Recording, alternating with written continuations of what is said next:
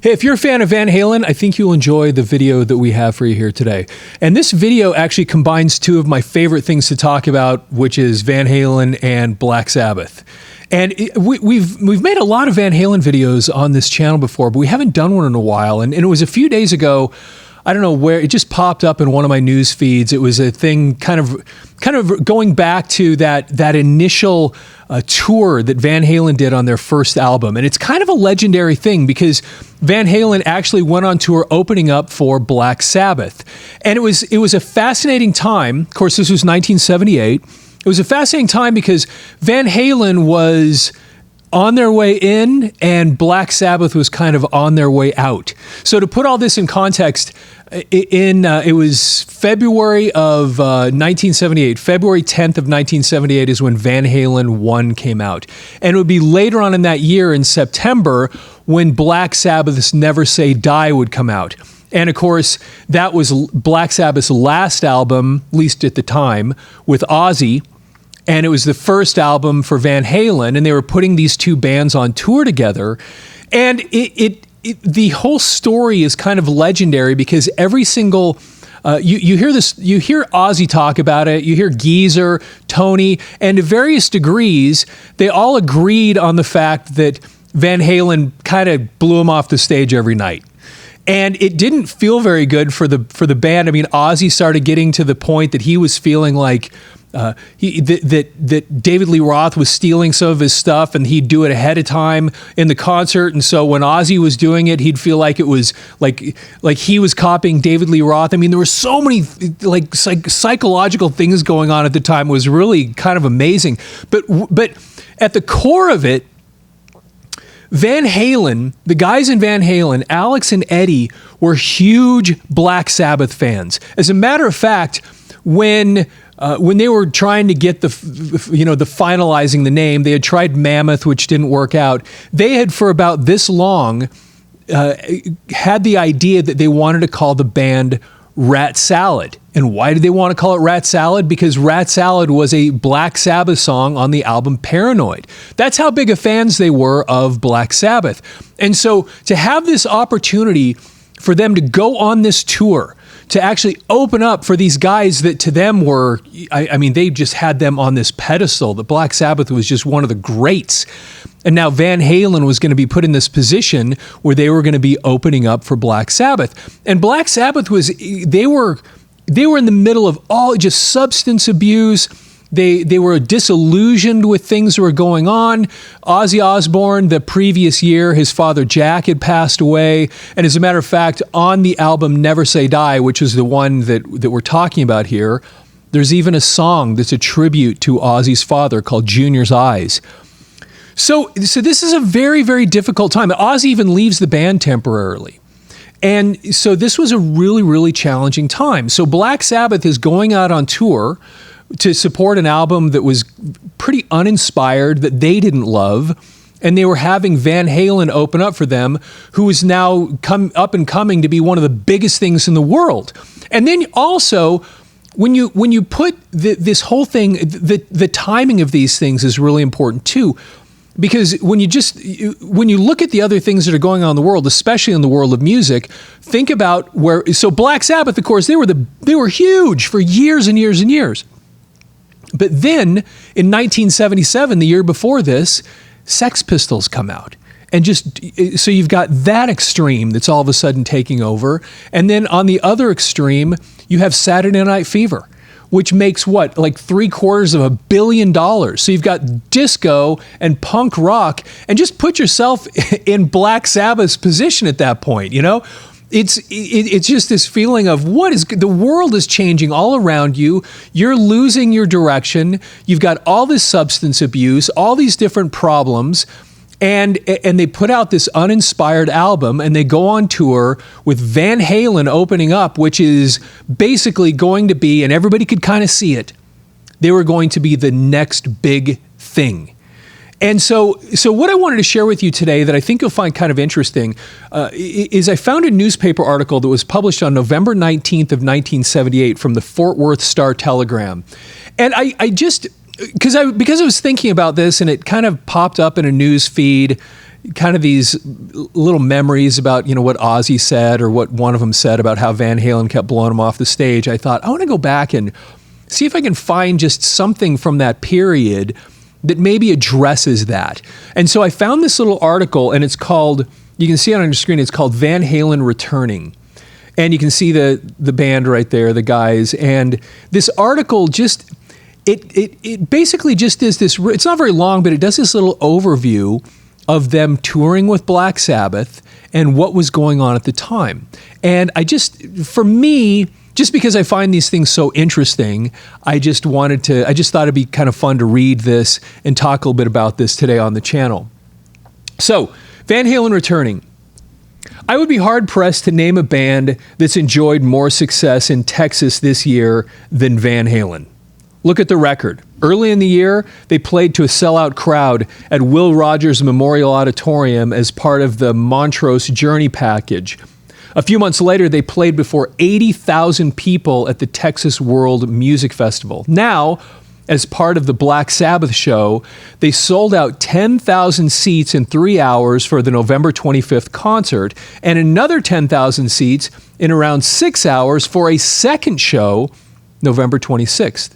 Regardless of those impressive statistics, Van Halen still isn't coming back as what most rock bands want to be, a headliner.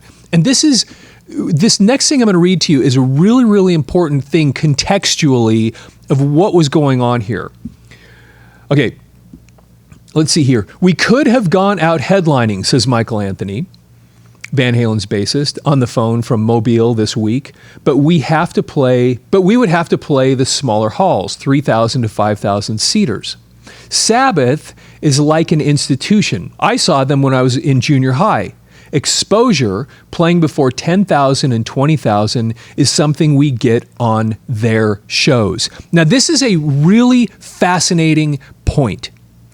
Because as it says there, Van Halen, during the tour, while they're touring with Black Sabbath, this album, the one I have out in front of you right now, Van Halen 1, actually went gold.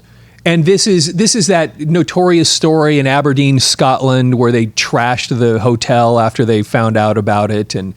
But anyway, they were big enough to actually go out and do some headlining. But to his point, they'd have to do it in front of smaller groups. Now, if you read Geezer Butler's book, he actually talks about this a little bit. He had kind of some negative feelings about this. They were being seen by the record companies really as has-beens. And so Warner Brothers was putting millions of dollars into Van Halen and saying, we're just going to send them out with Black Sabbath and just basically just poach off of Black Sabbath's audience and just build up Van Halen's notoriety, which of course you're doing anyway as an opening act.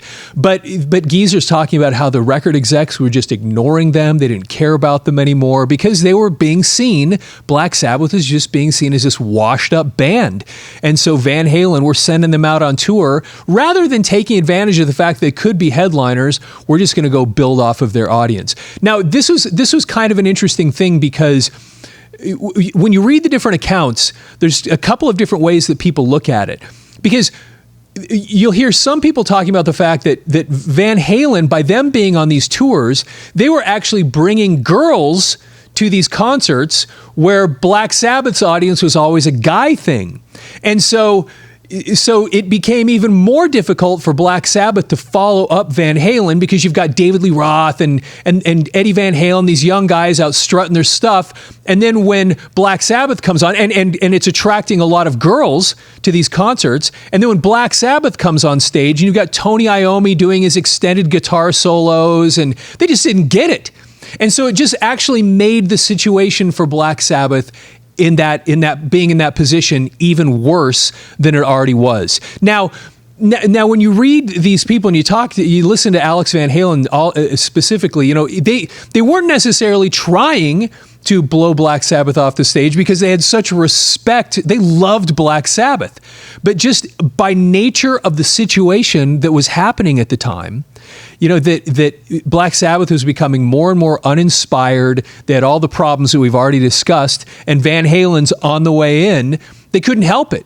And that's just what happened in this situation. Okay, let's keep going here. Let's see. And exposure. getting your act before the maximum number of people possible is the name of the game in the rock biz. Yeah, like I said, this wasn't a new idea.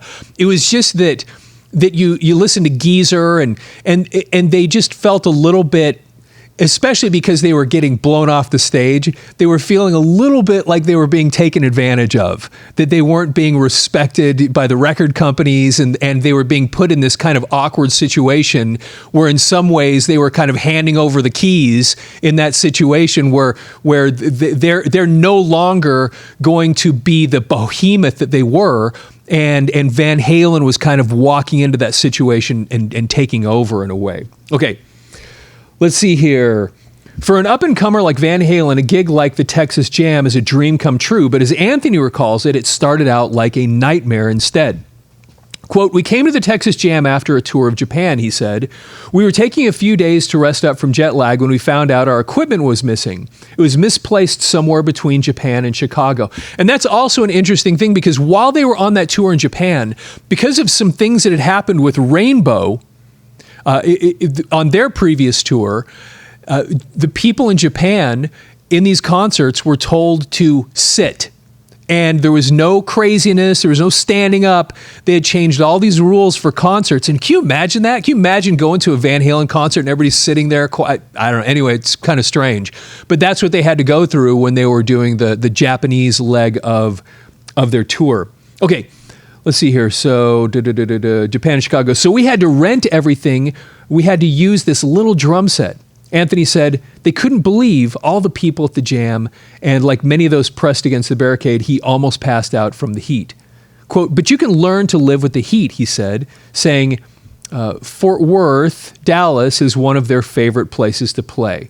Van Halen, who called Pasadena, California home, have soared to success on the strength of a hit single, a cover version of the Kinks classic, "You Really Got Me." And actually, I can't remember if it was Tony Iommi or Geezer Butler, but they actually, in one of them in their book, actually talk about the fact how much they loved Van Halen's version of that song.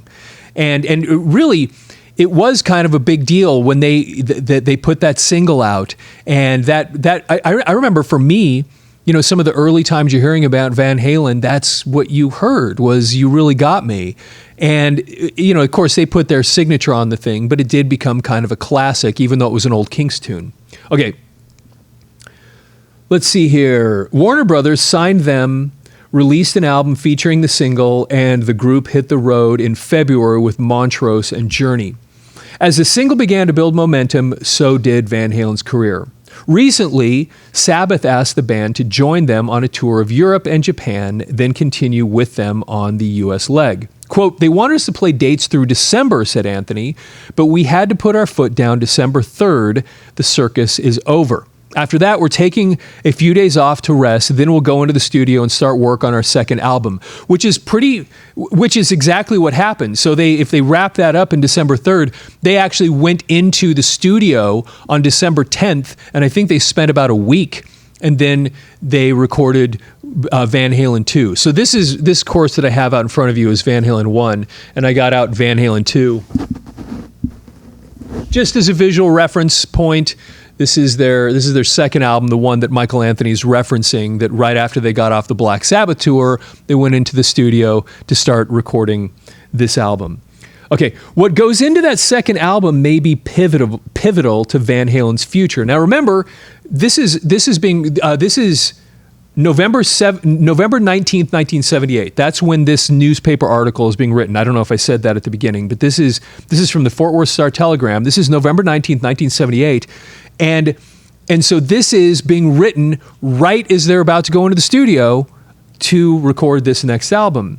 So let's see what goes into that second album may be pivotal to Van Halen's future. Already the band is faced with whether or not to include a cover version of another hit similar to "You Really Got Me." And in the end, they did. They ended up playing they put the song "You're No Good," which Linda Ronstadt had made popular a few years earlier, although it had been done, you know, a few times even before that. But Linda Ronstadt, I think, had put it up in number 1 back in 1974. And so they just thought, yeah, let's put that. And then they led the album off with "You're No Good" on Van Halen 2. And it ended up being just I don't want to say it ended up being a huge hit because I don't know that it really was a huge hit, but it was awesome. Their version of You're No Good was so cool. So I've talked about this on the channel before, but the first album, as I recall, that I owned by Van Halen was Diver Down. I got it off of one of those, buy 11 tapes or records for a penny, and I got cassette tapes. And I remember getting Diver Down, and I just loved it. Thought it was so amazing. And somewhere, I think the next album that I owned, God, I get this mixed up sometimes, but early on was Van Halen II. It might have been that somebody made me a copy of it or something, but I remember hearing You're No Good and just loving it.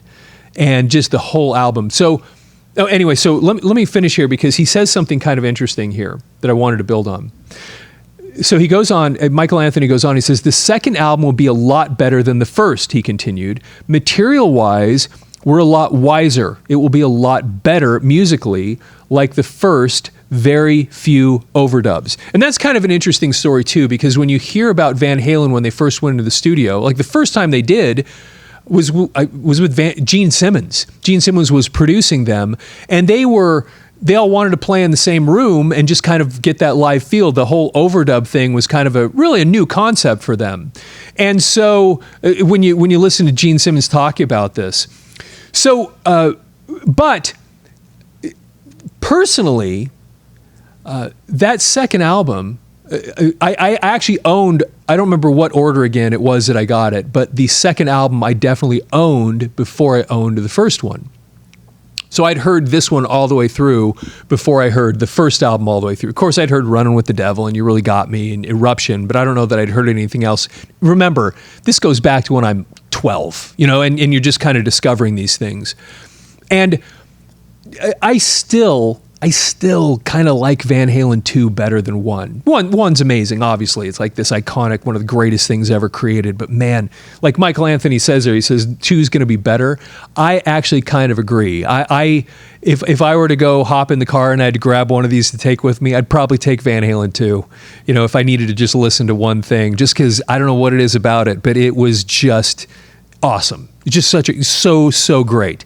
Anyway, I just thought it was interesting that he'd made that comment. Of course, you're always going to make that comment. Yeah, the next thing's going to be better than the first. But I think in this case, at least for me personally, I think he was right about that.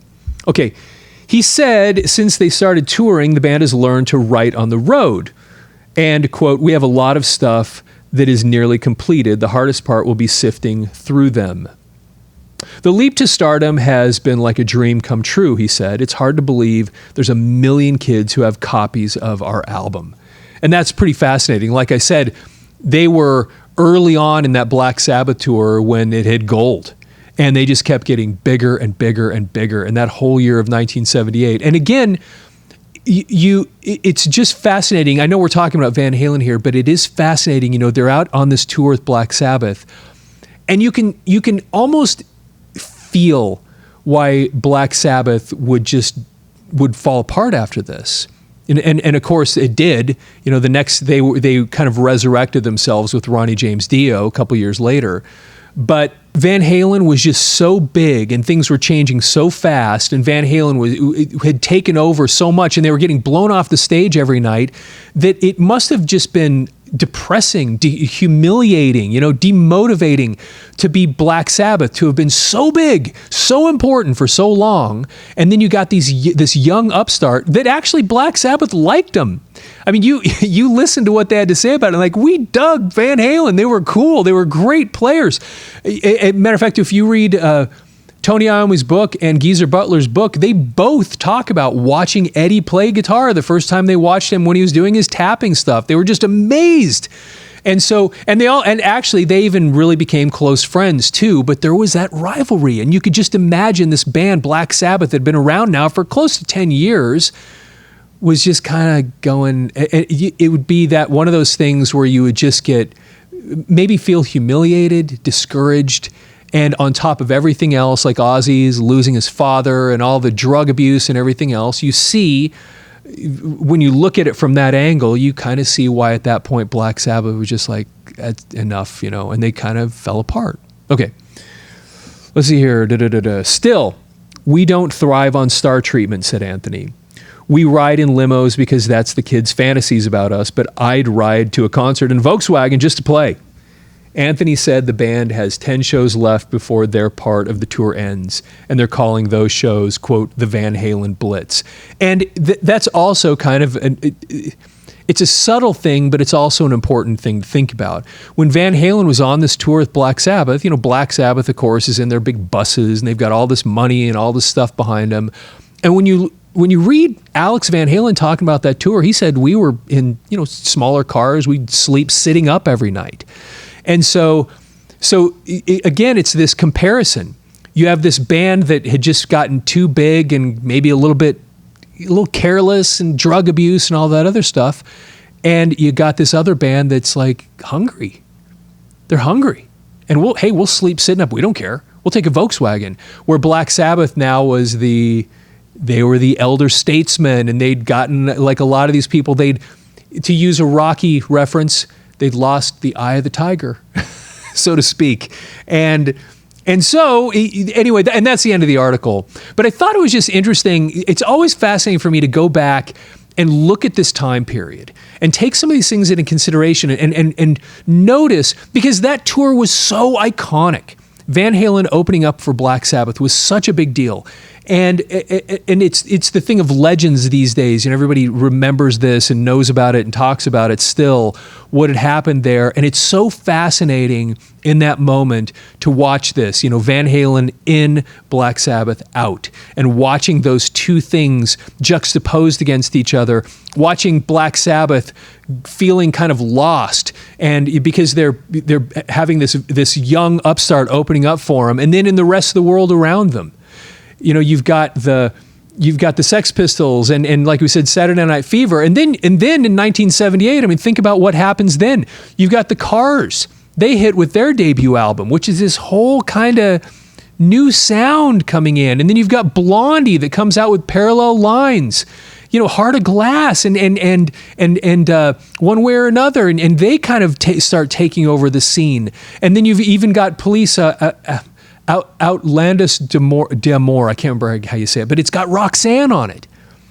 So you have these, even at that time, you've got this new sound, these new things coming in, and you watch a band like Black Sabbath you can see why they felt lost. Anyway, I love talking about this stuff. Hope you enjoy that too.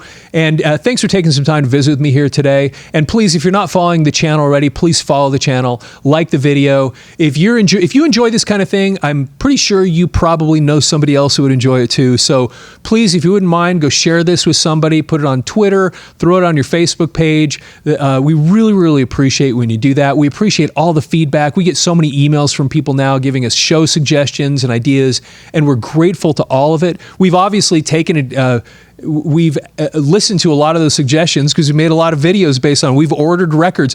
Matter of fact, we've had some people, a bunch of people that suggested, well, anyway, we've got records on the way in right now that we've ordered just because people have made some suggestions of things for us to talk about. And so more of that stuff's coming. Again, we really appreciate that. Please, if you remember any of this stuff, if you have additional things that I forgot to talk about, additional insights, things that if you've read those books that I talked about, what were your thoughts about them? And also, just out of curiosity, what was your feeling about these two albums? That came up here in this discussion. Michael Anthony's like, yeah, I think the second one's going to be better. They hadn't recorded it yet, of course, at that time. But what were your feelings about that? I think that's blasphemy for some people like me to say I think Van Halen 2 is better. But I also know that there's some people that agree with that out there. So love to get your feedback on that too. And so with that, have yourself a fantastic day.